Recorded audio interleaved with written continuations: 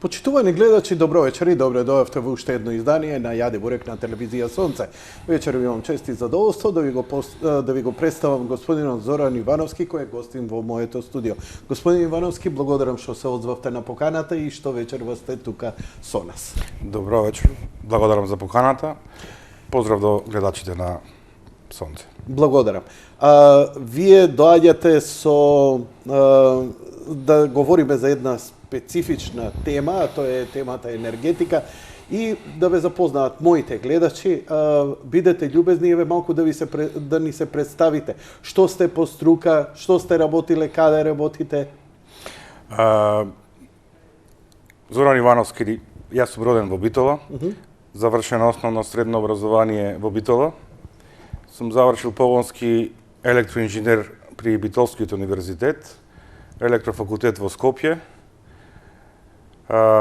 производство на електрична енергија, магистратура на електрофакултет во Скопје за алтернативни извори за енергија, фотоволтаици, мали микрохидроцентрали, и докторатот е спремен, но не е завршен за нуклеарен блок во Македонија.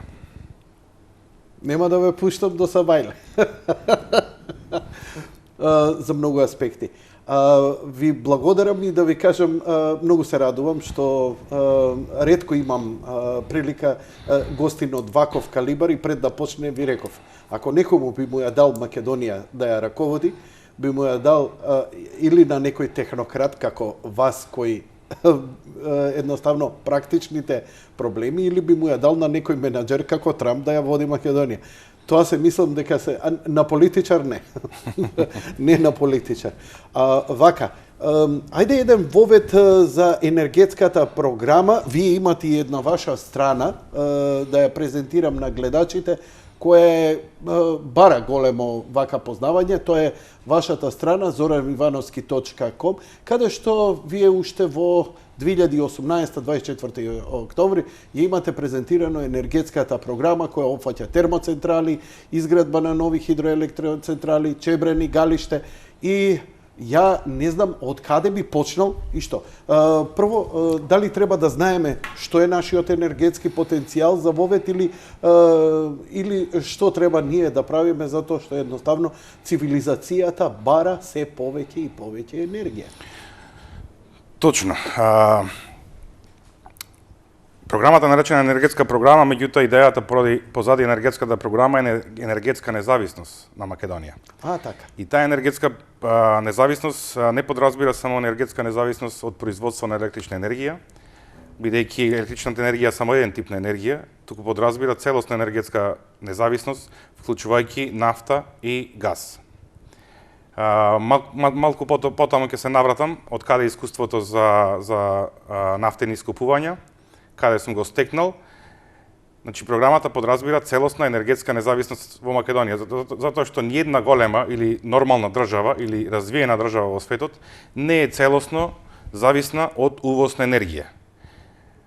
Македонија е целосно зависна од увоз на нафта и нафтени деривати, вклучувајќи го и гасот, и на електрична енергија почнуваме да стануваме се повеќе и повеќе зависни од увоз, односно во зависност од времето скоро 30 или повеќе од 30% Македонија увезува електрична енергија од слободниот пазар.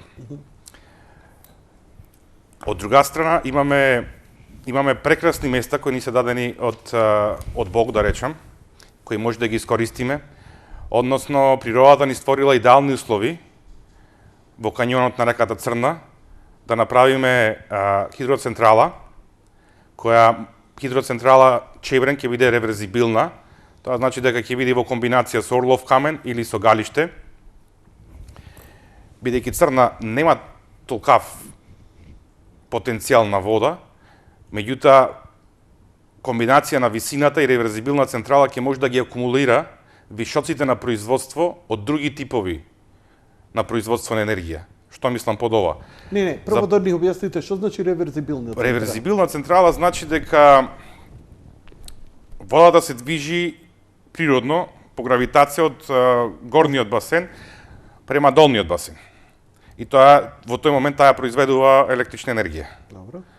Кога имаме вишок од електрична енергија, Во ноќни часови. Во ноќни часови претежно. Значи термоцентралите работат во некоја номинална сила константно од времето, меѓутоа потребата за електрична енергија се јавува во некои шпицови. Тоа значи дека во утринските часови кога популацијата почнува денот, почнуваме со кафе, со други работи, тогаш се бара поголема количина на енергија.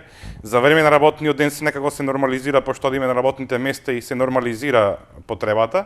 И шпицовите повторно се јавуваат после ручек, 5-7 сато, за време на фудбалски надпревар, тогаш имаме огромен пик. Јади бурек кога ќе почне. Кога ќе почне емисијата Јади бурек. Тоа значи дека тогаш се јавува пикот и полека пикот почнува да паѓа, во ноќните часови 2, 3, 4 опаѓа и во тие моменти имаме вишак на енергија. Добро. Ако имаме поголема инсталација на ветерни системи, ветерните системи како во Богданци, може да почнат да работат во 3 сата во ноќно време. И во тој момент имаме екстра вишак енергија. Бидејќи ова хидроцентрала е реверзибилна, од долниот басен на Орлов камен, кој е исто така помал басен на вода, самите машини почнуваат да пумпаат вода од долниот басен према горниот басен. И тогаш тоа не е централа, него тоа е потрошувач. Значи зема енергија од системот и со таа енергија ја качува водата од долниот басен во горниот басен на хидроцентралата. Бидејќи енергијата не може да се складира, вишокот енергија што би го произведувала хидроцентралата нема каде да оди. Но кога нема потреба од незе, тогаш повлекуваме, да речеме, од други извори кои константно работат, дали термо... професоре, да видам дали добро сум. Дали се бугарските нуклеарни централи, дали се грчките термоцентрали. Тогаш да ги користиме да ја враќаме водата. Да ја враќаме. Али меѓутоа тогаш енергијата е на пониска цена. Затоа што енергијата за корисниците има константна цена во текот на денот, меѓутоа на пазарот енергијата има различни цени. Така да не биде на нула или во загуба, а тогаш да биде едноставно... Во основа сме ние на позитива, затоа што ја користиме енергијата во ноќните часови. Ајде да карикираме дека во ноќните часови енергијата ќе биде 20 или 25 евра. На максимум може истата енергија да биде 50 евра по мегават час. Тоа значи дека ние само со таа проста манипулација од ноќно време во дневно време сме направиле 25 евра по мегават час. Од друга страна имаме голема батерија. Реверзибилна централа може да се свати како голема батерија, пошто струјата не може да се складира, него едноставно само ние ја складираме во вид на вода. Ја складираме во вид на вода. И ова е најефтиниот начин на складирање на енергија. Се случуваат поинакви системи во Соединетите американски држави, има големи пукнатини во земјата на некои места каде што е со камен и се инјектира во самата земја воздух. Разговараме за огромни пукнатини, тука се складира воздух. Добро. Фактички енергијата ја користиме да инјектираме воздух и го компресираме воздух, кога сакаме го правиме обратно и воздухот излева, ги движи турбините и произведува електрична енергија. За ова прв пат слушам во живот. Уште поскап начин на складирање на електрична енергија се новите батерии на Тесла, кои Австралија ги купува во вредност од $1 2 милиарди долари, и тоа е начин исто на складирање на електрична енергија. Само многу поскап од нашата природен поклон чеврени галиште. Ова за Тесла е онаа ситуација пред неколку години кога имаше енергетски испади на системот на мрежата во Австралија, кај што Елон Маск им вети: ќе ви поставам централа со батерии, ако не ви заврши, не треба ништо да ми платите. И ми ја постави негде во средината на пустината, таа е со фотоволтаични се ричарџува, со новите батерии од една е, мислам, околу 20 киловати, од 16 до 20 киловати, ако не се лажам, една единица. Тие се најновите, најмодерните, он ги инсталира и по домови кои ќе купи Тесла, па со фотоволтаици се речарџира, па и го враќа во... И овој проект испадна конечно успешен? Да, проектот е успешен, Австралија го плати, донесе позитивно, само повторно се враќаме на оригиналното, дека тоа чини многу повеќе него она што ни го дава нас природата. Да, добро, додуша на Австралија не ги чини затоа што има стабилност во мрежата. Предпоставувам. Како влезна инвестиција. Како влезна инвестиција, затоа што влезната инвестиција кога мора да ја изложиме на потрошувачите и преку регулаторната комисија некој да ја плати. Значи во светот нема ништо бесплатно. Колкава е таа инвестиција? Колку батерии он вложи? Се работи за неколку милиарди там. Истото се Неверојатно, случува ова со Хаити, истото се случува со Хаваи. Обично тие батерии се поволни за мали острови кои се одвоени од некој голем електроенергетски систем. И таму мора да има некоја стабилност за електрична енергија, тоа се обично батерии. Повторно да одиме во Соединетите американски држави, во Соединетите американски држави се прават бетонски Откаде резервари. вие толку ја познавате ситуацијата во Соединетите американски држави? Па, повеќе години сум таму, околу 20 години живеам во Соединетите американски држави. Што работите таму? Во моментот сум во градежниот сектор, иначе в неколку претходно повеќе години во Северна Дакота на нафтените ископувања, на фракингот, и таму го добив искуството за нафтени ископувања и за суви, да не бидам погрешно цитиран, за суви нафтени наоѓалишта, можеме да објасниме за суви нафтени наоѓалишта. Шкрилците. Не. Во Македонија има сосем погрешна мислење. Шкрилците се скамената нафта. Уствари тоа е, да речем, планина или како... Ви искина во мислење, фрлам од тема на тема. Нема проблем, ќе се... Не, ќе ги искинам ако треба и вестите, до еден ќе останеме, ова е реткост имам за овие работи, некој да ми проговори. Ве молам, не застанувај. Шкрилците се претежно во Соединетите американски држави, тие се, хајде да кажеме, нешто како чакал. Тој чакал се дроби, како ситен песок, и потоа оди во центрифуга, топлотна и под притисок. И така се екстрадира нафтата. И тоа е сосем поинаков процес од фракингот. Од рафинеријата, или? Од фракингот. Не знам што е фракинг. Фракингот е вака. Во Саудитска Арабија, кога се ископува нафта, се влегува во земјата со дрил, и дрилот влегува право. Така? На некои 3-5 километри се наоѓаат некои езера таму од нафта, и таа нафта излегува. И затоа Саудитска Арабија има најниска цена на експлоатирање на нафта од прилика околу $7 по барел. Фракингот е специјален процес, измислен последните 10 години, и тоа значи дека ние влегуваме во земјата некои 5 до 7 километри. Потоа има специјални уреди каде што таа пукнатина се врти под некои 90, повеќе од 90 степени. И оди уште 5 до 7 километри во земјата, значи одиме вака и одиме вака во земјата. Од кога ќе се заврши, тоа се поставува една сонда кај што се поставува динамит во самата сонда. И таа се затвора од двете страни и има само насочени отвори. И се детонира експлозија под земја. Од самата експлозија земјата се отвора. Пошто експлозијата мора да оди негде, ако ги затвориме двете страни на сондата, самата експлозија ќе направи пукнатина во земјата. И така ќе направено 200-300 пати. Сега земјата е испукната. Не, све разбирам, чутам како филм. Земјата е испукната и во неа со вода под притисок вбризгуваме кварцен песок. Кварцениот песок се вбризгува... Од истиот извор или од тие пукнатини? Тие пукнатини идат до површина? Не, тие се мали пукнатини, 5 километри под земја. И на тие 5 километри после експлозијата се фрла кварцен песок со вода под притисок. А со вода под притисок. Кварцениот песок е за да не се затвори земјата, затоа што ако не вризгаме кварцен песок поради притисокот 5 километри тежина да се работи, ќе се затвори со текот на времето. Не најнаше, ама ќе се затвори. Со кварцениот песок таа дупка ќе остане отворена. Вау. И низ таа дупка, капка по капка систем, нафтата се слива на главниот резервоар кај што се вади со луфкин пумпа горе на површината. И тоа е фракинг. Тоа се оние класични пумпи на Тексас што ги гледаме? Да. Во основа истата компанија, тие се неколку компании. компании. Нели е тоа ризична малце работа? Што се примена не се обидов да го скоро го гледав Deep Horizon филмот за она што се случи во Луизијана на платформата, што им се случи. Нешто им се случи таму со тоа пумпање и испумпување и се случи голема катастрофа кога плин и нафта се вмеша во заливот, во Мексичкиот залив. Но овде вие нешто друго зборите. Секоја работа е опасна. Меѓутоа, ако се применуваат правилата на работа и на заштита на работниците, ако не се прескокнуваат чекорите, работата по правило би требала да биде сигурна. Во Соединетите американски држави е интересно дека после успешно завршена задача на било кој, еве да речеме дека задача да била успешна 95%, меѓутоа имал мал проблем. Прво Добро. се заблагодарува на сите кои работеле. Добро. И тоа е 5 минути. Наредниот час се разговара за тие 5% и за таа грешка која се јавила, како да се отстрани таа грешка.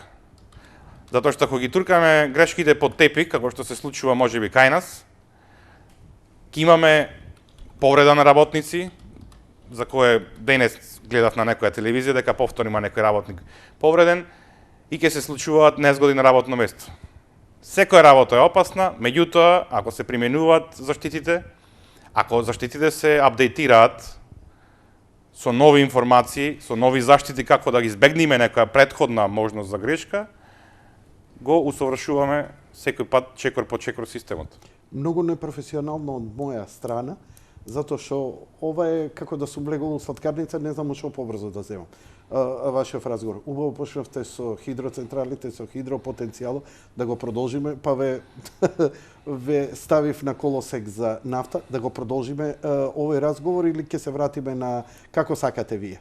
Да се вратиме на хидропотенцијалот или да разговараме за потенцијалот на вадење нафта во Македонија, рековте подоцна или Во 60-тите години, да продолжиме на нафтата, Да во продолжиме 60-тите со години во бившата држава Војводински Југопетрол или Нафтагаз, тие се српска и војводинска компанија, во бившата држава биле прилика нешто едно до друго, имаат откриено некои суви наоѓалишта на нафта во Чеполието. што е тоа суво наоѓалиште на нафта? Тоа е суво наоѓалиште на нафта, е она наоѓалиште каде што не може да се експлоатира нафта со тие техники кои биле познати тогаш, меѓутоа може да се експлоатира со фракинг. Значи, сега се враќаме на стандардно експлоатирање кој било познато во 60-тите или било познато скоро до 2000-та, 2005-та. И фракингот кој е сосем некоја нова технологија последните 10, 15, 20 години. А тоа е нова технологија. Да, тоа е нова технологија. Уствари таа технологија падна цената на нафтата од $147 по барел за време на кризата на $27 по барел, што беше огромен пад, за да сега некаде се стабилизира на 50 или 60-65 долари, во зависност дали е Тексас, дали е европската нафта, дали е лондонската берза, пошто и нафтата има некои различни цени во различни, али се тие отприлика во некои граници на сличност. Повторувам, нафтата падна од $147 на некои $27 поради фракингот. Тоа се случи во Северна Дакота, каде што јас... поради фракингот, не поради... Вау, не, колку ми се прави таймлап, затоа што 2008 година, пред да почне големата криза, економисти овде ка гости кај мене во емисија, па дури од Харвард, ми тврдеа дека $200 ќе биде цената на нафтата. апсолутно иде натаму, но фракингот е во суштина тоа што ја сруши, а не кризата. Затоа што гледаме кризата се надмина од 2008 година берзанската, а нафтата остана прилично ниско, иако се уште имаме се поголем и голем број на барање и покрај нели револуцијата со електрични автомобили, но дериватите си и тоа како барани, комодитет. и ден денеска, да. Баран комодитет. Тоа е втор пат дека Соединетите американски држави ја туркаат цената на нафтата. Првиот пат се случи во 80-тите години. Соединетите американски држави не се во ОПЕК и во тие моменти ОПЕК беше 67% од светскиот пазар, контролата на светскиот пазар на производство на сурова нафта. И се обидоа да играат малце со америчкиот пазар, меѓутоа америчкиот пазар е толку многу моќен да се концентрира на нафтени бушотини, на нови нафтени бушотини на Мадерленд, на америчката земја. Зборете со американизми, затоа што се сепак за стручни ги разбирам. И тоа беше падот на Советскиот сојуз. Затоа што Советскиот сојуз и Варшавскиот пакт во тие моменти беа на максимум на производство на оружје и целата економија ја базираа на извоз на суровини, нешто слично како и сега. Меѓутоа сега имате и неколку диверзирани индустријски гранки, меѓутоа во тие моменти целото беше на продажба на метали, титаниум, меѓутоа на нафта. Кога Соединетите американски држави почнаа да отвараат нови наоѓалишта, нафтата едноставно падна толку ниско да Советскиот сојуз и Варшавскиот пакт колабираа. Економски. Тоа беше првиот пат, вториот пат е сега и за време на тие фракинг технологии имаше дека американците или американска држава го прави за да повторно ја ослаби руската економија или некој други, меѓутоа Тоа е научен прогрес во секој случај. прво е научен прогрес, второ второ и денес се уште увезуваат до некој степен. Сепак се намали увозот. Значи, во еден момент Соединетите американски држави скоро 50% увезуваа, беа зависни и некој можеше да ги игра. Во моментот увезува 10 до 15%, кој е претежно од Канада или од некои други земји, меѓутоа со 15% увоз не може никој да ги манипулира или да ги тера до зид, за да бидат зависни и да бидат уценувани во трговските размени. Они едноставно ја купуваат на начин што инвестираат во наука и технологија пред во домашна наука и технологија која понатаму можат да ја продадат и да заработат на тоа. Прашање е на време кога овој фракинг ќе се пресели и кај другите, затоа што очигледно дека е исплатлива работа и на места, затоа што некои неаѓалишта ќе се испразнат, ќе се откријат нови и така натаму. Фракингот очигледно е иднината на начинот на експлоатација на нафта. Полето Бакен во Северна Дакота е 1/3 на америчка земја. Многу мал процент е во Монтана, скоро 2/3 се наоѓа на канадска територија. Добро. Канадската територија нема толку жители да успе да експлоатира во моментот. Канадската територија е некако под кралицата, има тие некои специјални закони, меѓутоа кога ќе се отвори, разговараме за 2/3 од некое поле која ја коригирало цената на нафтата, тоа значи дека канаѓаните кога би влегле во тоа, би имало вишак на нафта, уште поголем вишак на нафта и уште понизок, затоа што пазарот и поборувачката се многу едноставни. Ако имаме повеќе понудувачка, цената слегува надолу. Каде сме ние, каде е оваа приказна, ви благодарам. Дадовте и пресек за падот на Советскиот сојуз, на Варшавскиот пакт, што многу мина овде бамбореле и по 2-3 сати во 3 реченици ја кажавте суштата суштина, нели? Кој тој што технолошки и економски, технолошки напредува економски и едноставно кој не може да го следи, пропаѓа. Крај на муабетот, нема тука никаква теорија на законот. Самиот нивни пазар си го произведува и науката. Ти тоа не можеш да го спречиш, па не знам што да е. Така историски гледано се случило со сите големи земји. Значи, Османлиската држава била 500 години. Во првите 100, 200, 300 години таа ги собирала големите научници во Истанбул и ја следела револуцијата. Последните неповторно мали години, не го зборувам за 50 или 100 години, не го следело технолошката револуција во Англија. Не го следеле технолошкиот напредок, Англија едноставно почнала да произведува многу повеќе.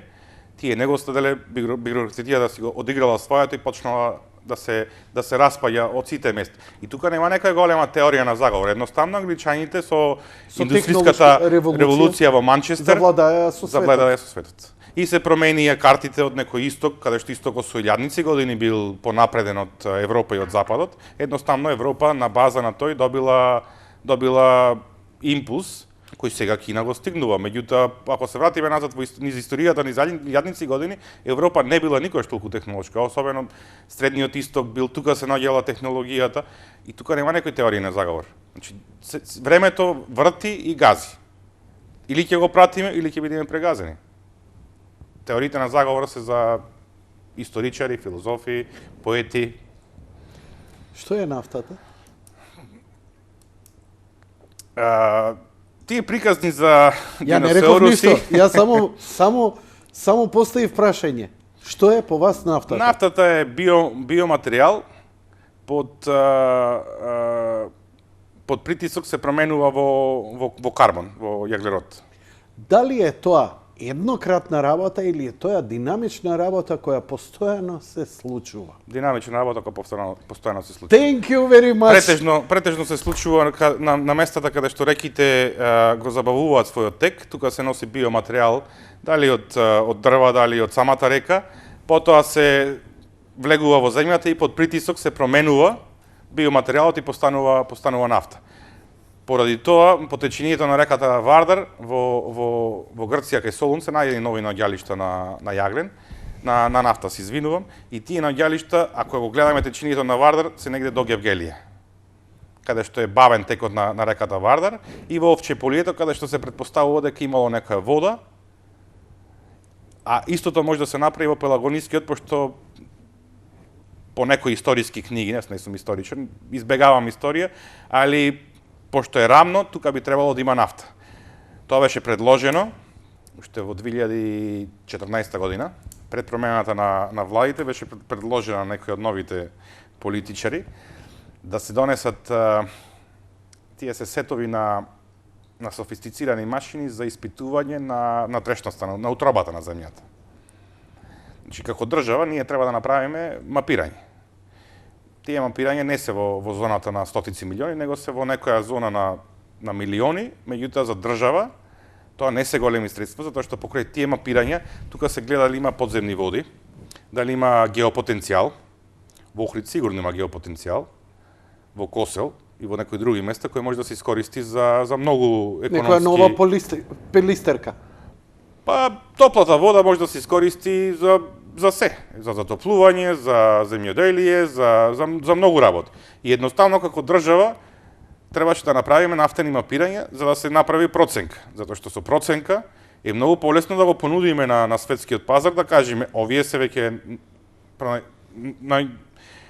што го има нашата земја, го нудиме на пазар и државата и да оди со $0 профит, да го даде на странска компанија, ќе биде во корист затоа што таа странска компанија ќе работи на еден дрил со отприлика 100 работници. Да се 10 дрила во еден момент, ние имаме 1000 работници, тие земат по 2000 евра плата, по 2000, по 4000. Сите тие одат во државата и државата има помалце вработени и побогати луѓе кои ќе одат во продавница, кои ќе купат стан, кои ќе купат било што на кој државата ќе пресметат ДДВ и данок. Особено кога би нашле Македонија нема, како сиромашна земја, нема големи потреби од нафта, меѓутоа со 20.000 барели ние би стигнале да бидеме енергетски независни и од нафта. Со нафтата обично излегва и газ, и тој газ може да се користи за потребите во Македонија.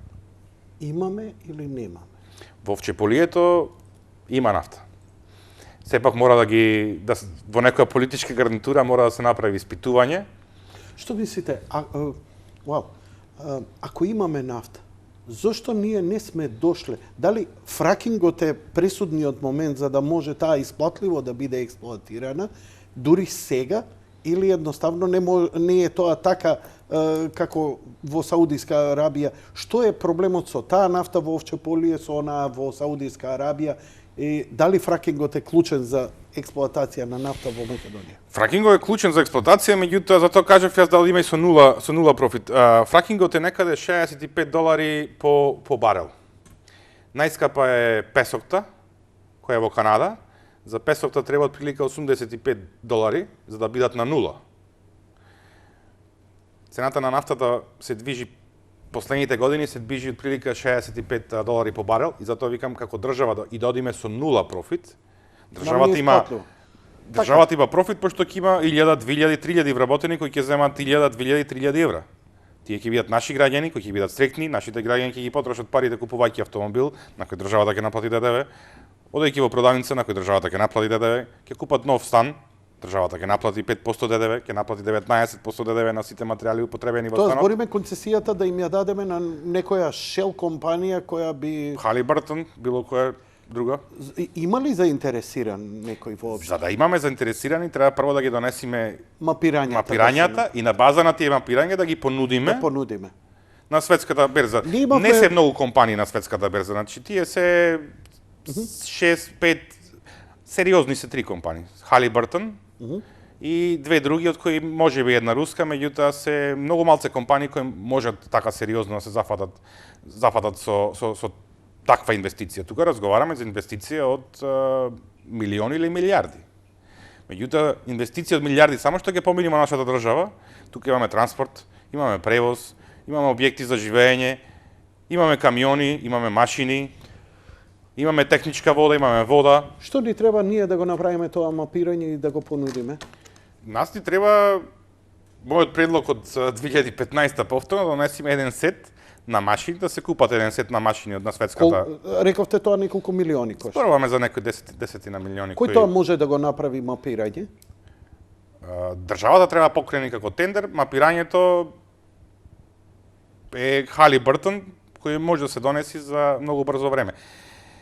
Понудата на еден од политичарите во Македонија на висока функција, сега не е повеќе на функција, во еден момент беше дека тие машини може да се донесат во Македонија за некои 25 до 35 центи по долар. Затоа што кога падна нафтата на 27... Што значи тоа 25 центи по долар да се донесе? Тоа значи дека ако чинел оригинал 10 милиони, за 3,5 милиони би се донесло. Затоа што во тие моменти нафтата падна многу ниско и сите машини престана да работат. И во тие моменти големите компании пробаат да се ослободат. Ослободувањето уствари е 70-50% пониско, 70%. Тоа значи дека 25 до 35 центи по долар е дека добиваме 75 до 85 или било како некои такви проценти дисконт. Одлично ве разбрав, ви благодарам. И сега разговараме, тие се неколку машини, едната од машините поставува сонди, другата има некои микровибрации, има софтверски системи кои ја мапираат слој по слој, и обично слојот на нафта е во една зона, таа е 6-7 километри. Во зависност, али отприлика во еден слој тука се наоѓа, тука би се нашло наоѓалиштето на нафта. Тоа ако се започне со колку време би почнало од мапирање па до вакво нешто, а велите ви, претпоставам дека вашето стручно мислење е дека колку рековте дека би било исплатливо, колку барели, 20.000 барели... Не, Македонија троши целосно, пошто како држава... А Македонија троши, да. Така. Инаку Србија произведува скоро 50% повеќе од колку што ние конзумираме нафта. Албанија е најголем производител. Грција веќе стигнува и Албанија, и Бугарија произведува. Сите околу нас произведуваат нафта, само ние немаме нафта. Сите некаде имаат топла вода, само ние немаме топла вода. Ние допрва треба да измислиме топла вода. Швеѓаните во 60-та или во 70-та година ги завршиле сите хидропотенцијали, имаат вишак на енергија, ние и во 2020 година разговараме за зелени извори на енергија, а имаме зрел продукт, чеврени галиште кои ни седат неискористени. И најинтересно на Чебрен е дека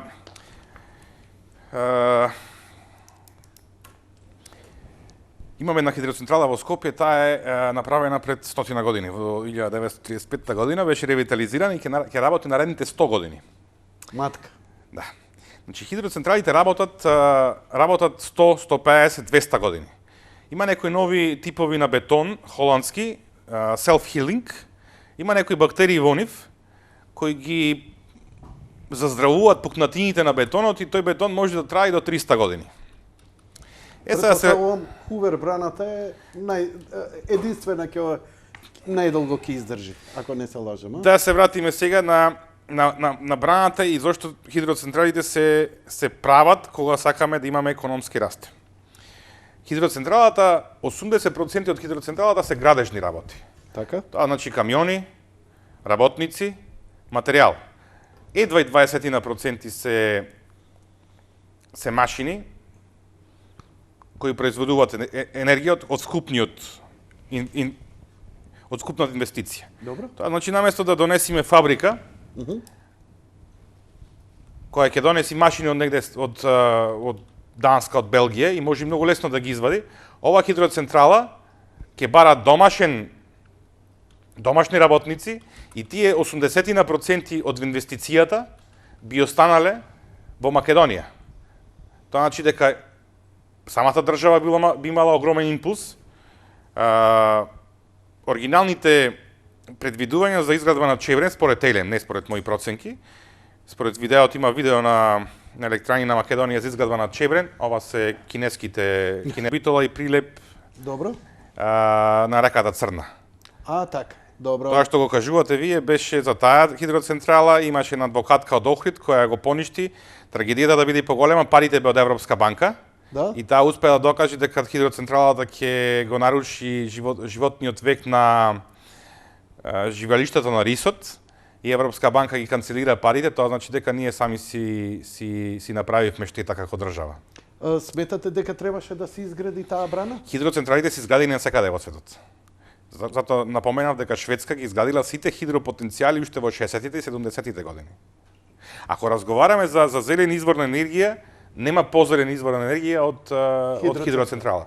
Единствена негативност е водата. Водата, јас не знам дека е некаде негативна. Значи, сите да име во Маврово, Мавровското езеро не е дадено од Господ. Како се викаше таа хидроцентрала, тој проект требаше што го поништија на Радик? Таа е на Радика, да. Да, како се викаше таа? Ја затоа ја смешав со Чебрене. Не, Чебрене во Маријово. Добро. Значи Чебрене во Маријово некаде по течението на реката Црна и е многу поголем хидропотенцијал точно. Тука се наоѓа. Значи, добро. Ова е галиште. Малце погоре е Орлов камен и малце погоре во другата страна према... Еве. Так. Тоа е овој... Тука некаде. Тука некаде доаѓа. Добро. И тука е и Тиквешко езеро, кое е веќе изградено. Во Тиквешко езеро имаме ревитализирани 4 машини по 28 мегавати. И кога господинот директор на Елем Васко Ковачевски презентираше дека државата нема да оди со своји вложувања, меѓутоа само ќе го поклони Тиквешко езеро, кое во моментот кога би чинело по 1 до 1,2 милиони по мегават, чини 120 милиони евра. Баш онака ладно кажа дека државата нема да вложи ништо, само ќе го дај Тиквеш на 60 години да биде искористуван од потенцијалниот инвеститор. Хидроцентралите се, да повторам, најзелен извор на енергија. Значи ние одиме со изградба во моментот на соларни фарми, што да е некој тренд по светот. Да завршиме за хидроцентралите. Значи, Чебрени галиште е клучното. Дали ќе се изгради Чебрени галиште по вас? Чебрени галиште, жалосно дека се потребуваат само во предизборни кампањи. Аха, добро. Во секоја предизборна кампања се споменуваат Чебрени галиште, меѓутоа нема сериозни напори од ниедна политичка гарнитура, бидејќи изградбата на Чебрени галиште е подолга. Значи, Чебрен да почне да произведува електрична енергија би требало негде меѓу 6 и 7 години. И политичките гарнитури во Македонија сакат брз повраток на средствата и одат со други инвестиции, затоа се оди на соларни панели, иако пошто соларните панели се инсталираат многу брзо. Уште малку за стрпете се, ќе збориме и тоа како за другите алтернативи. Бошков мост, Луково поле. Тие се... Да останеме за хидроцентрали. Тие се во вашата програма овде, и тука ги читам. Тие се помали. Значи, Чебрене висока брана, со голем потенцијал, иако Црна нема толку вода, значи сепак инсталираната моќност таму е многу поголема отколку другите. Бошков мост и Луково поле се помали брани и има и исто така микрохидроцентрали кои веќе се зафатени од некои приватни инвеститори во Македонија, меѓутоа главната брана е Чебрен. Таа има и поголем потенцијал, самата клисура е многу висока, ќе се работи за висока брана и за голем потенцијал на електрична енергија.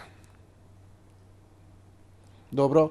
Од електрична енергија, значи ова е хидропотенцијалот на Македонија. Дали Вардар може да има некаква улога во целово? Сепак е најголема река, но дали има хидропотенцијал за производство? Идејата на Вардар Македонија не може да ја реализира. Тој Значи, вардарска доли на збори. Мора да влезе или кинески капитал или некој друг поголем капитал. На почеток 90 тоа беше некој француски проект, требаше со Дунав да се спои. Да, таа е целата приказна, да се спои со Дунав. Значи да има влез од Солун, да има влез до Дунав. Меѓутоа Македонија и Србија немаме таков капацитет да направиме таков проект. Тука мора да влези голем капитал, претежно е во моментот е кинески или амерички. сметате дека ова поголемо и од Панамски и од Суец? Бидејќи збориме за километража многу поголема и за многу понепристапен простор.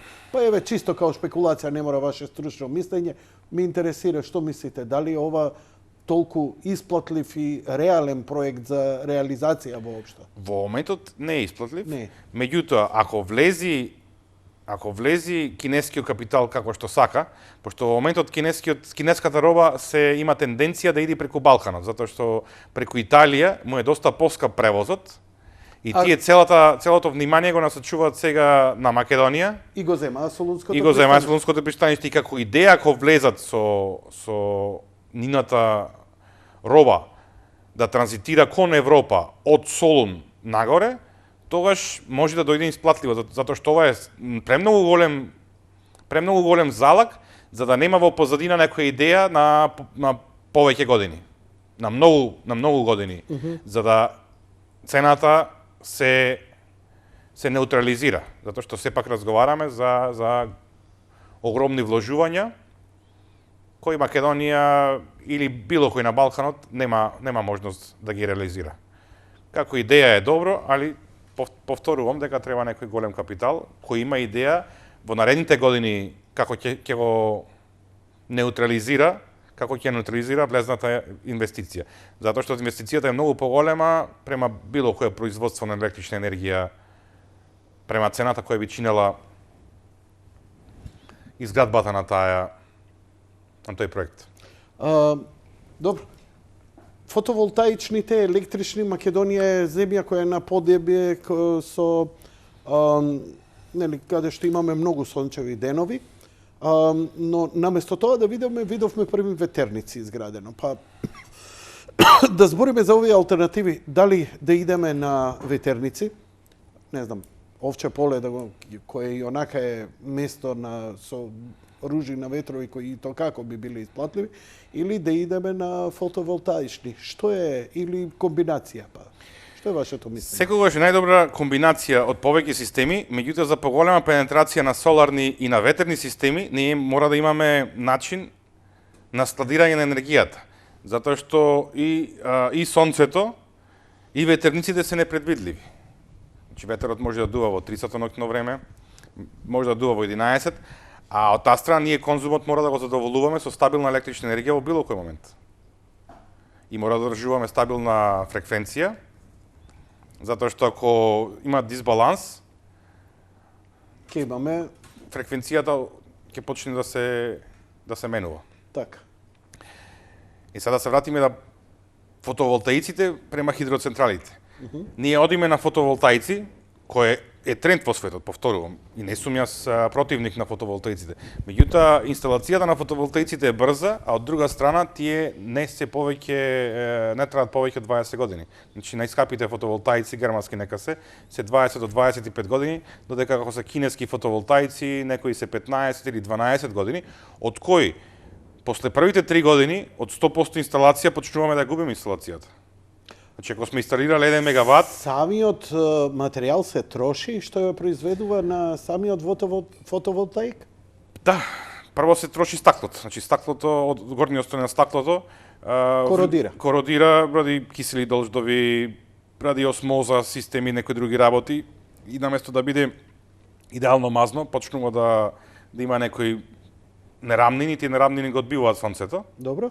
И поради самото тоа... Добро. Исто се разлага материјалот од кој е направен фотоволтаикот, се разлага и нема таков капацитет како на почетокот. Така да или е кривата надолна, или има пикои во одредени години. Во секој случај тие со текот на времето ја губат инсталираната моќност и нивниот животен век, да повтораме, 20 до 25 години.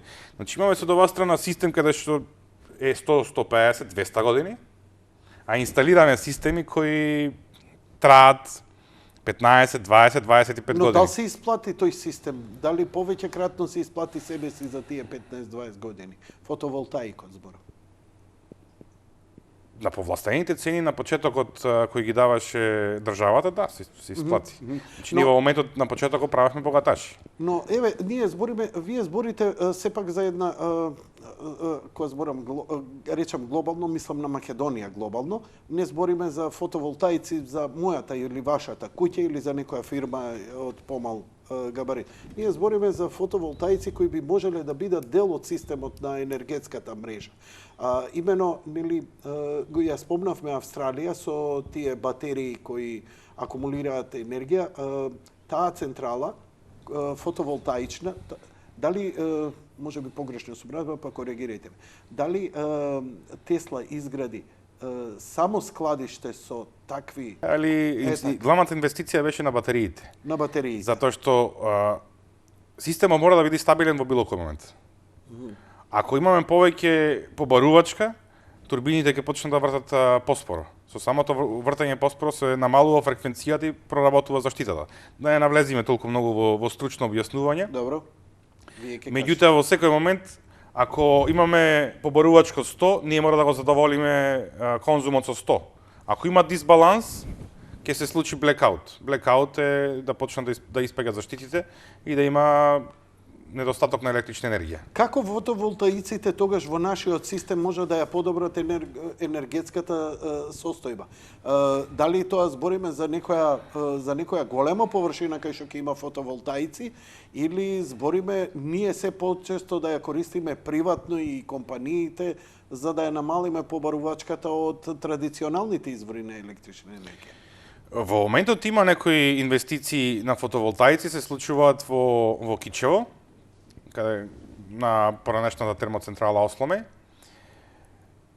И тоа е приказната која објаснувам, наместо да почнеме да прекутрупа да инвестираме, треба прво да си го завршиме домашното со чебрени галиште, затоа што за поголема пенетрација на алтернативни извори, прво треба имаме голема батерија. Голема батерија, повторуваме, чебрен, со орлов камен, која ќе биде реверзибилна.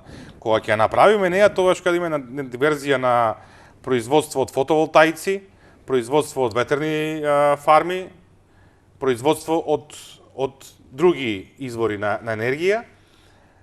Инсталацијата на локалната мрежа е договор со Евана и тука ќе биде доста интересно како ќе се преговара.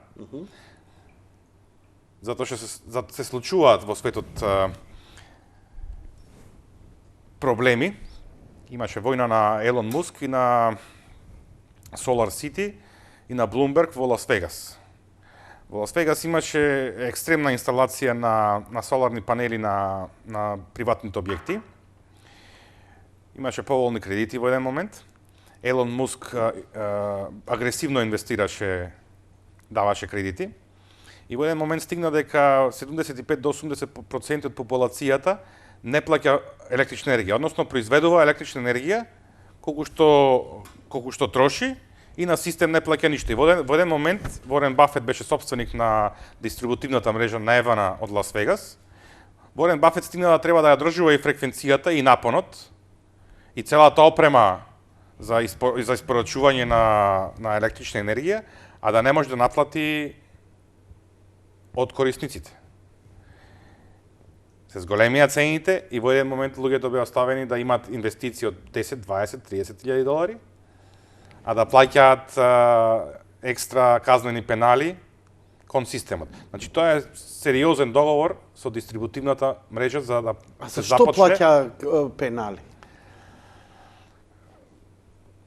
Да повторам, во еден момент дистрибутивната мрежа го одржуваше системот. Не, јасно ми е дека луѓето едноставно што се вика повеќе продавале него ли што користеле енергија. И истото тоа се случува, нели? Ако јас сам фотоволтаици и 3 месеца сум негде на одмор, јас сметките за струја за цела година ќе ми бидат повеќе што сум дал кон мрежата од што сум земал.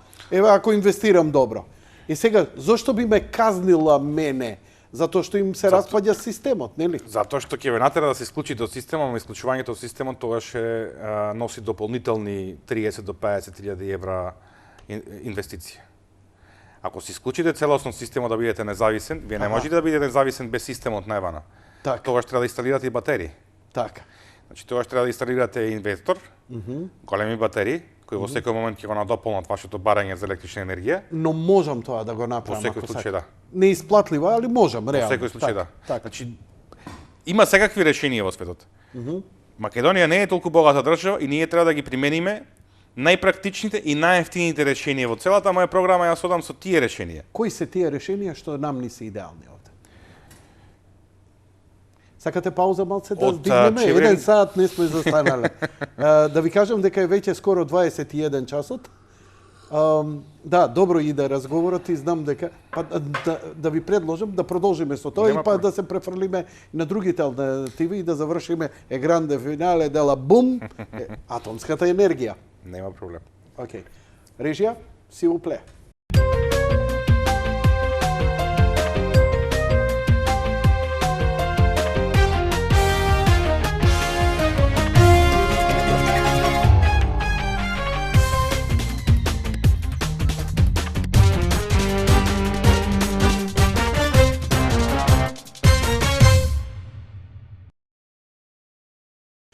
Го продолжуваме разговорот со господинот Зоран Ивановски за енергетската програма која он ја изработил како стручно лице и до сега, барем мене лично, ме фасциниравте со многу податоци.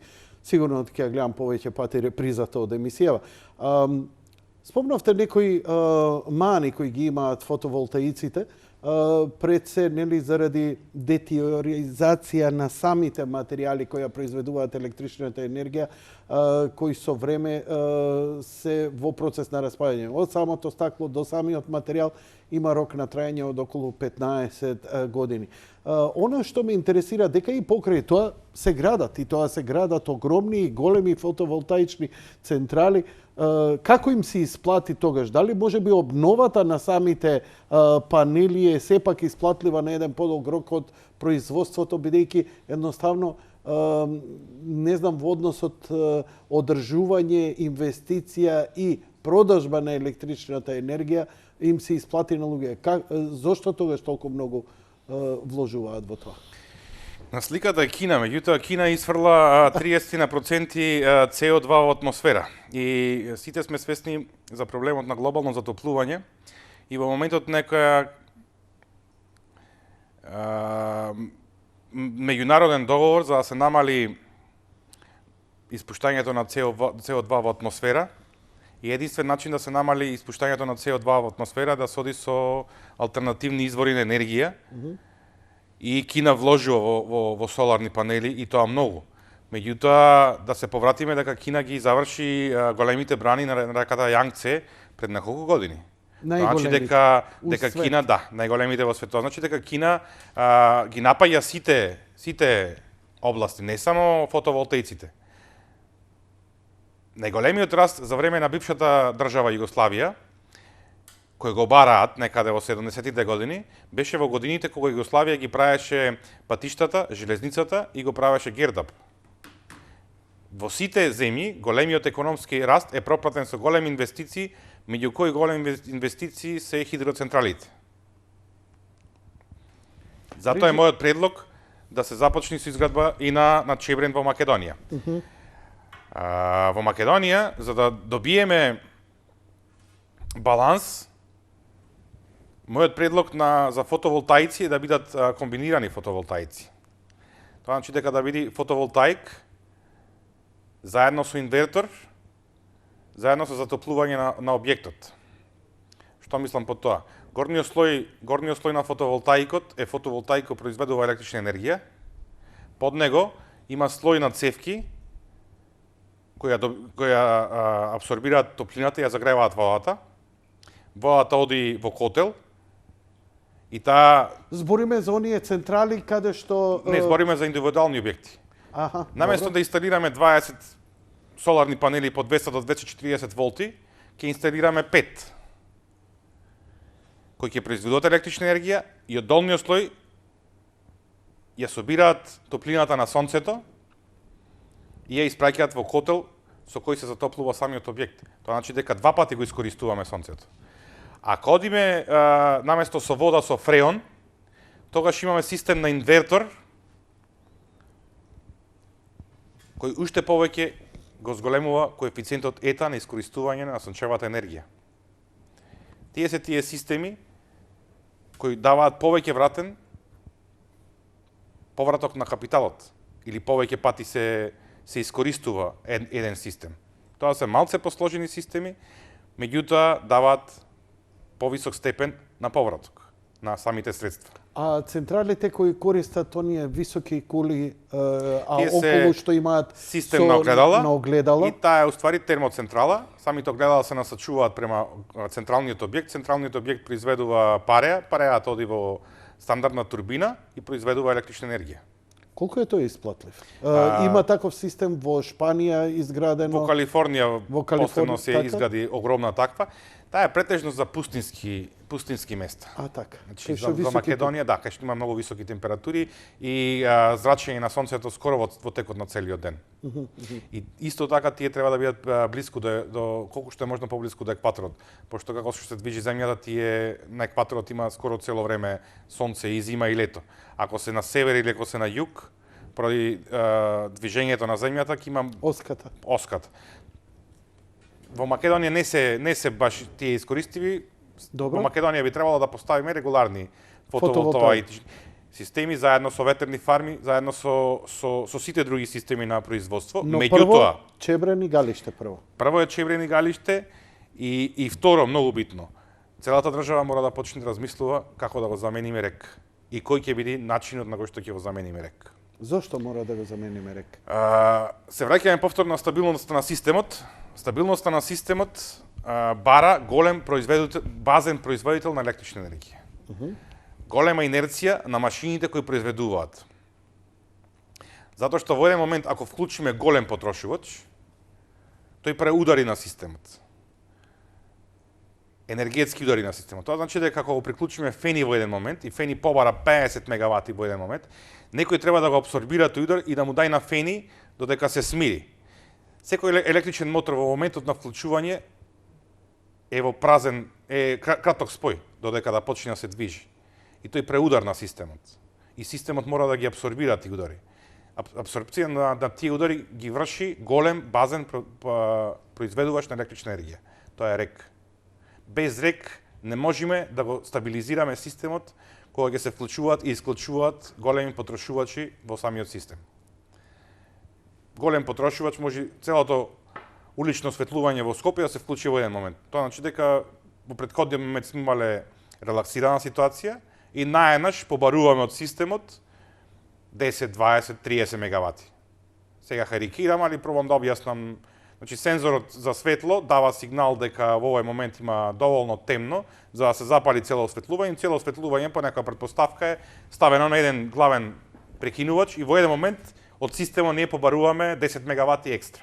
Добро, осветлувањето никогаш веќе не е такво. Добро, LED се постепено. LED се, да не навлегвам во детално во некои мотори, во некои пумпи, него пробав да објаснам за да свати јавноста. Во еден Сабајле момент кога ќе станеме и кога ќе уклучиме сите ѓезве у 7 сабајле, тоа е стварно навистина удар за системот и тој треба некој да го апсорбира. Самите турбини на РЕК, затоа што се тие високо притисна, ниско притисна, заедно со оската на генераторот се некои 400 тона и тие го апсорбираат тој удар и не дозволуваат фреквенцијата да падне, затоа што ако падне фреквенцијата од 50 на 49, 48 ќе почнат да пробуваат заштитите ќе почнат да исклучуваат дел по дел од системот и тогаш имаме блекаут. Блекаут се случи во Соединетите американски држави. Не пад на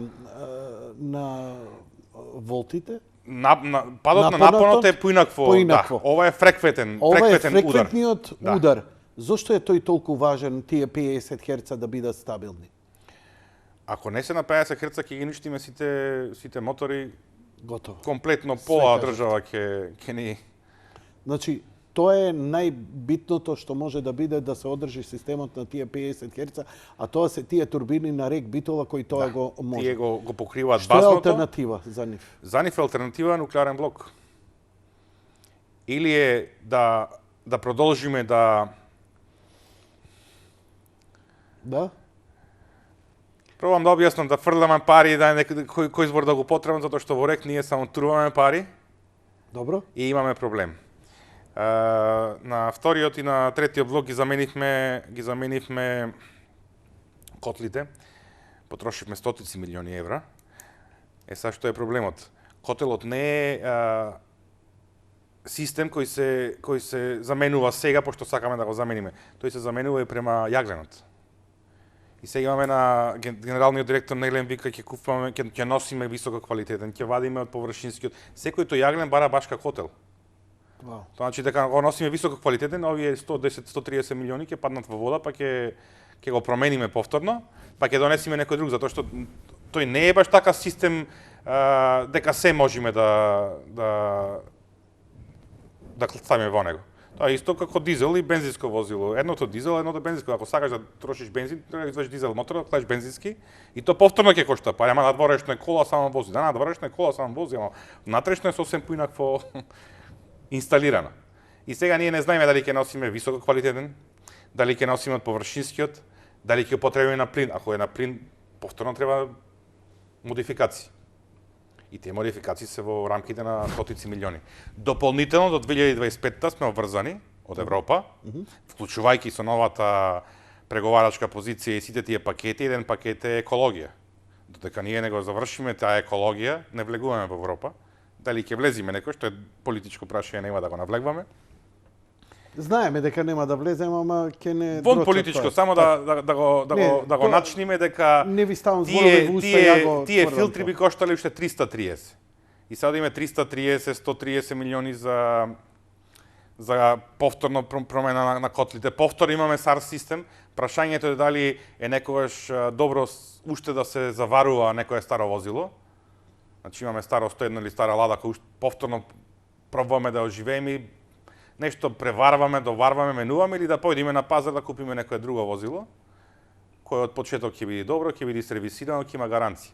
Тоа значи дека како држава ние дефинитивно сме го пропуштили рокот да седнеме да разговараме, затоа што 2025 веќе е премногу блиску. Да имаме финансиски заокружено 330 милиони за филтри, дали ќе ги изградиме за 2 или 3 години, пошто тие филтри не се баш така едноставно и за градење. Еве гледаме со Југохром колку време таа. Вклучувајќи дека ние треба да имаме производство од рек, дека не можеме баш така да го изгасниме рек, па да ставаме филтри 2 години или 3 години, па после да почнеме повторно производство. Значи како држава мора да седнеме и да разговараме, ама без лажни надежи, без ветувања, без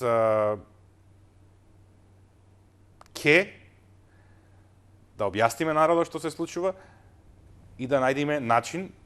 Не сум против рек би требало да работи, али мора да се најде решение оваа држава да има енергетска стабилност. Затоа што повторувам, без рек или без некој голем извор, ние нема да можеме да го одржуваме системот или ќе го одржуваме системот, ќе имаме рестрикции секој втор ден. Особено во зимскиот период. Ја на почеток на мојата кариера, господин Ивановски, кога бев на 103-ка, мојот државен непријател број 1 беше академик Бошевски, покојни, Бог да го прости, со кого се измиривме подоцна, со каменот од Резета, и неговата идеја да се изгради атомска централа во Македонија.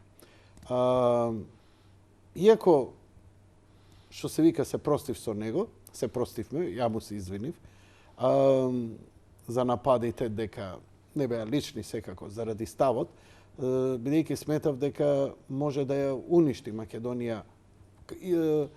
Нуклеарна атомска централа, по мене, по моите тогашни така сознанија, еколошки свесен и така натаму, дека може да предизвика поголема штета. Знаете, ние сме у центар на Македонија, да е, ние имаме 100 км радиус кај да бегаме.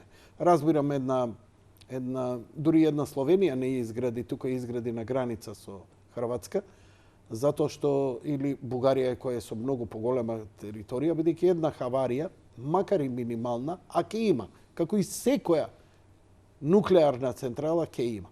Како би ние оправдале да имаме нуклеарна централа во Македонија или рековте блок, па алудирате на Козлодуј, бугарскиот, да имаме свој блок, да инвестираме во тоа, бидејќи имаше и таква една идеја. Ај малку пошироко.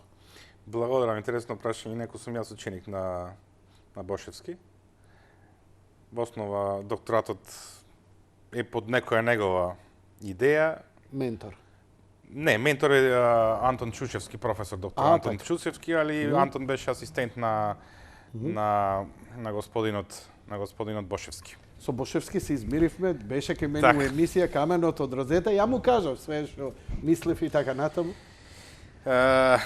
Голем човек во секој случај. Ја многу Нуклеарните блокови се од неколку компании, или е канадски, или е амерички, или е руски. Збориш блок или збориш Цела централа, таа е еден блок. Обично Добро. еден блок е само еден дел, централата може да има еден блок, два блока, претежно се ти или 600 или 1000 мегавати, или 200 има некои поголеми, еден блок или два едно до едно ќе бидат. Добро. Така да тоа е една цела централа. Значи блок е еден систем кој ќе произведува електрична енергија. И се неколку производители, е General Electric или се неколку производители, да не навлегуваме детално во кои се производители, или ќе биде руски, или ќе биде од западен ќе биде или канадски, или канадско-француски или амерички. Али во основа нуклеарните централи не одат баш како термоцентралите дека само се даваат, него има целосна контрола од самиот производител. Значи производителот цело време со одреден степен и со далечинско управување контрола на сите параметри и со луѓе на самиот терен ќе врши контрола на начинот на работа. И кога се работи за нив, кога треба нешто се промени, тие сигнализираат и мора да се промени. Значи самиот производител цело време мониторира за цело време на производство на енергија и кој ќе има проблем, има или нема, него мора да се промени.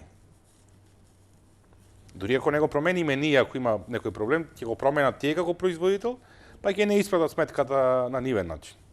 Значи дека нема таква опасност во светски размери, дека ние како со нашата непринципелност ќе направиме некој проблем. Јавашлак.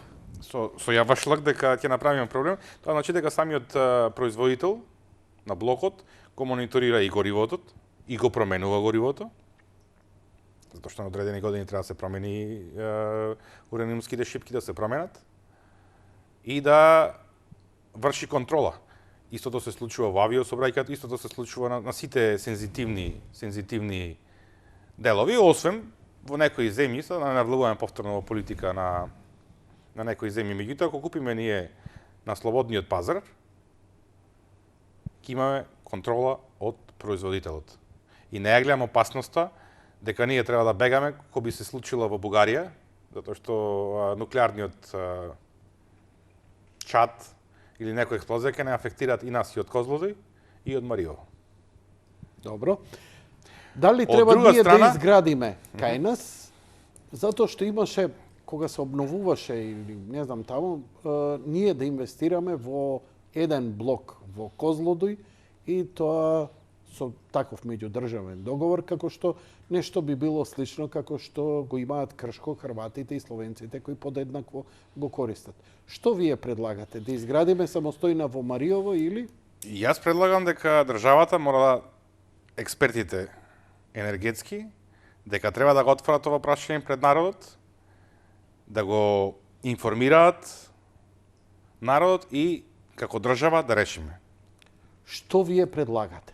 Еве, вие сте дел од народот и малце сте постручни и попаметни. Колку и да ме образуваат мене, цел живот ќе ми треба да стигнам до докторат за енергетика.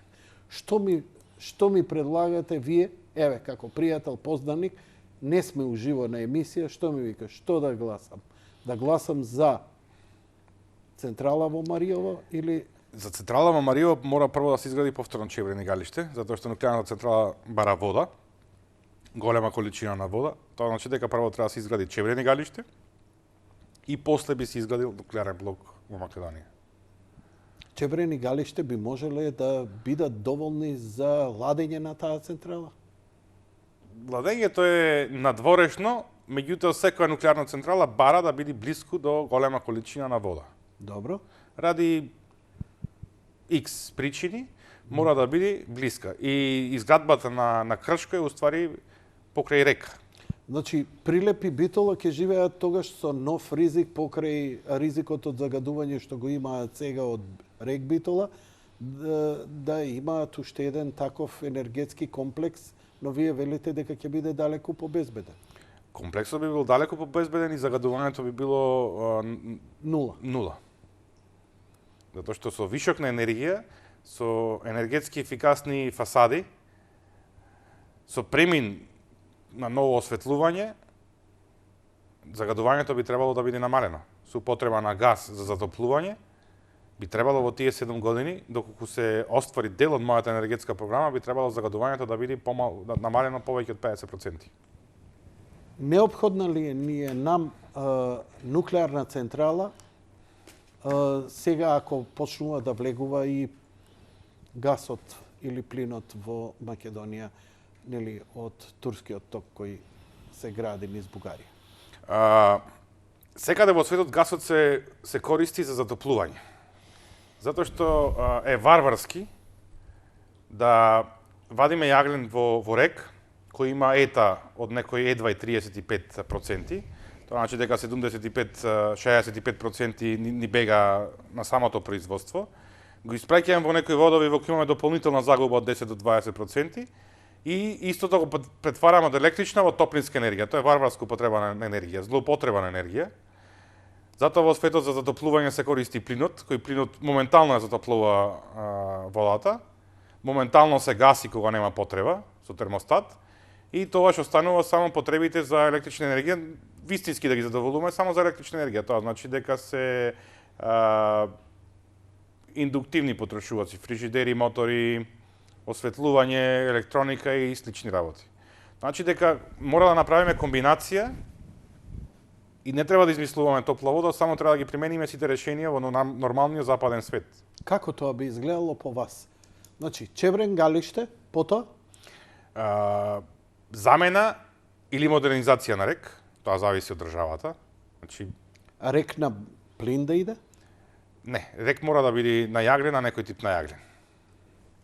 Значи, рек мора да остане на јаглен, затоа што пременувањата на плин ќе бидат премногу скапи. И тоа ќе не чини дополнително средство. Возможно е се да се направи на овој свет, меѓутоа тоа ќе кошта екстра пари, повторно ќе биде дека ние имаме стар систем од некои 40 на години, дека ќе започнат во 75-80 година со производство. Тец Неготино да иде напред? Тец Неготино е скоро невозможно, има скап, многу скап проект е да се Плинот што тогаш со Тец Неготино? Тец Неготино на дизел вода нема да трошиме или ќе бушиме таму да најдеме нафта со како го рековте со кракинг. Стара и неисплатлива и не знам решение за неа. Икеа. Значи, да направиме плинот треба да се користи во урбани средини на коген систем. Нешто слично на тето.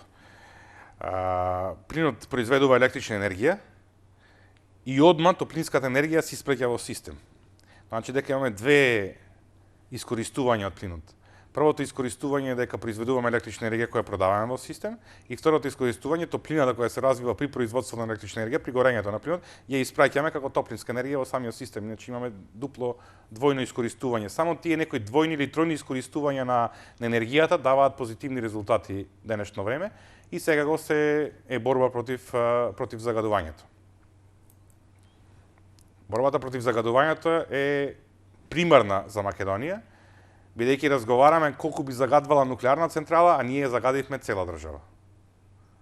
Македонија е загадена и лево, и десно, и север, и југ, и запад. Комплетно државата ни е загадена од негрижа. Од што? Влегуваме у финалето, во ендгейм на овој разговор. Во бившата поранешна држава имаше некој систем кој се поштоваше, се почитуваше и не се дозволуваше увоз на се и сешто. Последните 10 или 20 години има горилници со контролиран начин на горење, значи дека се додава кислород со некои вентилатори и во нив се гори буквално се. Добро. Со години се увезува, имаше и емисија на телевизија дека се увезува прегорено масло. Така. Како гориво. Се зема ѓубре. Така. Во фени се горат и гуми, 20 или 30% се горат гуми, отпад од европскиот пазар. И сето тоа загадува, комбинирано со низок притисок во текот на зимскиот период, пиковите на загадување стигнуваат на максимум. Тоа значи дека во енергетската програма која дел од решенија да се пишани во 2015 година, оригинално се во 2012 година, сум препорачувал, наместо да купуваме дали се двоспратни, дали се едноспратни автобуси, физички изгледот на автобусите, значи не навлегвам. Меѓутоа, во тој момент кога се набавија јутаните од Кина, наместо додат со TNG, со мотори на течен клин, беа набавени со автобуси со Евро 2 стандард. Инаку еден Евро 2 мотор загадува колку 26 Евро 6.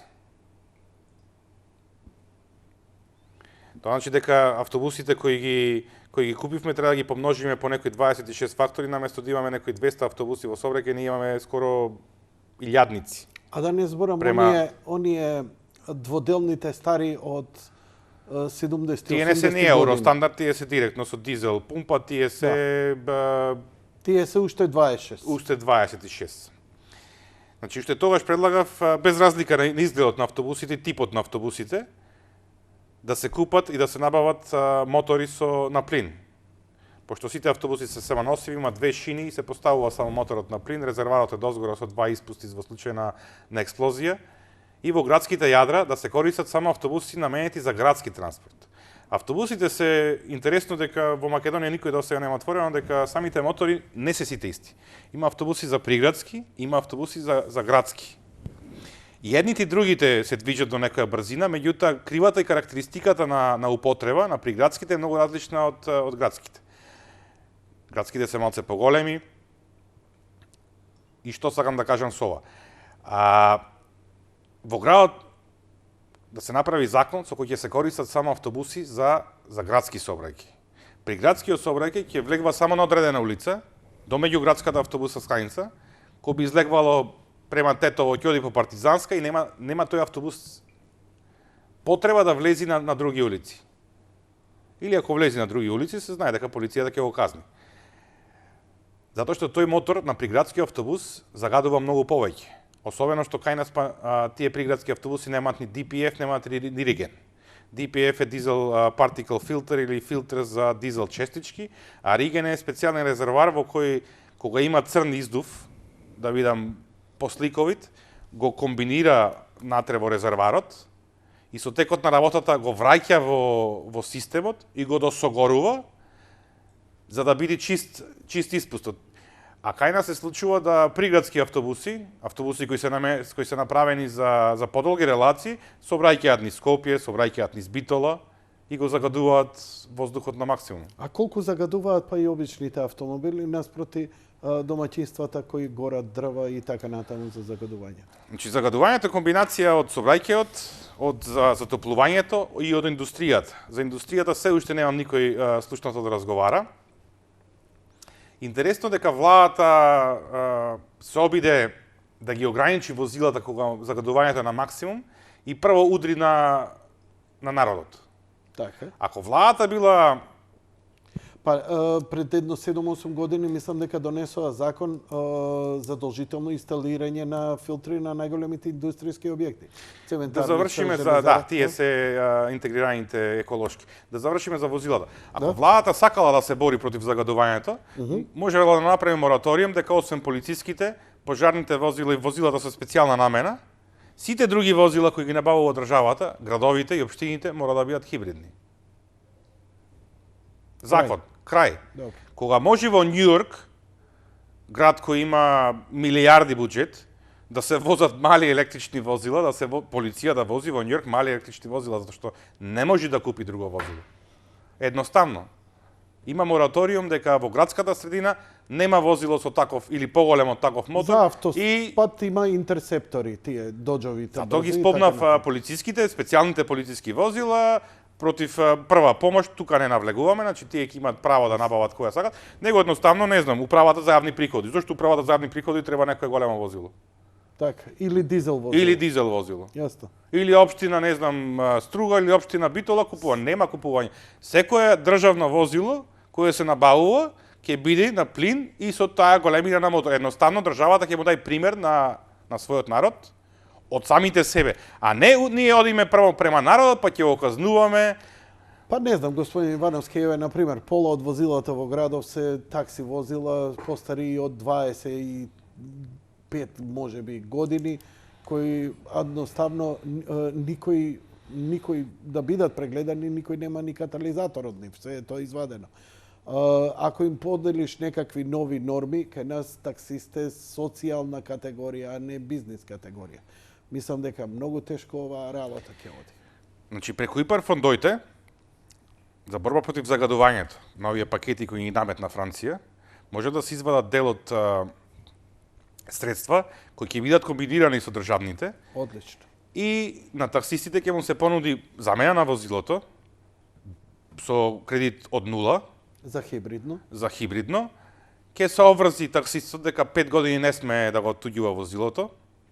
Кога збориме за хибридно, мислите за хибридно, еве автобуси, такси, така натаму и така натаму. Мислите на хибридно гориво со плин или електрично со плин? Хибридот е комбинација на некое погонско гориво заедно со електромотор. Важно да има тако со електромотор да биде хибрид. Значи има 8 типови на комбинации, од кои едниот електромотор само помага и е многу слаб електромотор, али само помага. Што по вас е најподобро, најидеално? Што би ми препорачал, еве Јанко купи си ваков хибрид, најисплатливо ти најдобро е. Во моментот и во секој момент би ја разгледал најниската цена према понудата. Значи, како држава, ние сме посиромашна држава и не може директно да име на Тесла електрични возила од 100.000 евра, кои на 7 или на 9 година ќе побараат целосна замена на батериите. И тука нема мајсторе да поправиме дел од ова, него треба батериите да се турнат, да се постават нови кои чинат 30% од возилото, и дополнително старите батерии додат на отпад, на рециклажа, која ќе ја платиме, затоа што во нив има опасни материјали. И тука нема поправање, ни не можеме да имаме тој систем. Мишко Барзов овдека рече, вика, мене Елон Маск ми е како Сонја тат. Значи, ние треба да одиме на системи кои се веќе пробиени, кои имаат ниска цена. Toyota има совршени хибридни модели, кои помагаат и се ниски на цена, затоа што Toyota веќе 25 години произведува хибридни модели и нема потреба да измислуваме ништо, него да го купиме нешто кое веќе пробиено како технологија со пониска цена и најдобро кога би оделе како држава за да постигнеме максимум резултат, наместо да одиме со 2 возила од Toyota, 3 возила од Mercedes, 2 од Volvo, па после ни требаат механичар од Volvo, механичар од Mercedes, па башка други делови, други компјутерски делови. Да одиме со еден унифициран модел, национален, без разлика кој ќе биде производителот. Што можеше сега, например, да биде еден Ауди, ако го прифативме. Ако го прифатевме на времето во 93-та, и да одиме со еден производител и со тоа ќе ја турниме цената, тоа што самиот производител ќе продаде поголем број на возила, ќе ја турни маржата и самиот сервис ќе биде многу понизок. Од другата страна ние влегуваме со 3 автобуси вакви на овој тип, 2 автобуси на овој тип и потоа се сложнува сервисот, се сложнуваат сите работи и ја покачуваме цената. Ние како држава треба да го потребиме најнискиот економичен, еколошки систем. Тоа значи во моментот би било плин комбинација со електрични мотори, кои би биле за комплетна државна употреба, општинска употреба, би ги понудиле во ист момент на таксисти и со тоа се бориме на сите степени да го намалиме загадувањето. Што да им, значи, препораката е најисплатливо за нас хибридни автомобили и фотоволтаици или панели за загревање на вода. Што комбинација на фотоволтаици заедно со загревање на вода. Обавезно секој стамбен објект. Затоа што, барем да не измислуваме топла вода, ако знаеме каков карактер се нашите соседи, што се однесува лакомост за пари, добар пример се грците. Нема куќа каде што нема панел за загревање на вода на кровот на било кој стамбен објект, дали е зграда или е приватен објект или е хотел. Едноставно нема, а да нема такво нешто. Колку сме ние по-луксузно од нив ориентирани, тоа е просто да се чудиш. Затоа трошиме вишок на енергија, наместо да го користиме сонцето кое го имаме. Губиме губиме пари, не успеваме да го загрееме целиот дом, загреваме една просторија, две простори, три простори. И имаме огромно загадување. Ти благодарам за гостувањето. Чекам да те видам со засукани ракави и со шлем на глава некаде на некоја бушотина со компанијата, како ја рече американската? Хари Бърт. Хари Бърт и конечно и на сонце арапско и да купиме фесови. Одма земам фесови и наргиле купувам.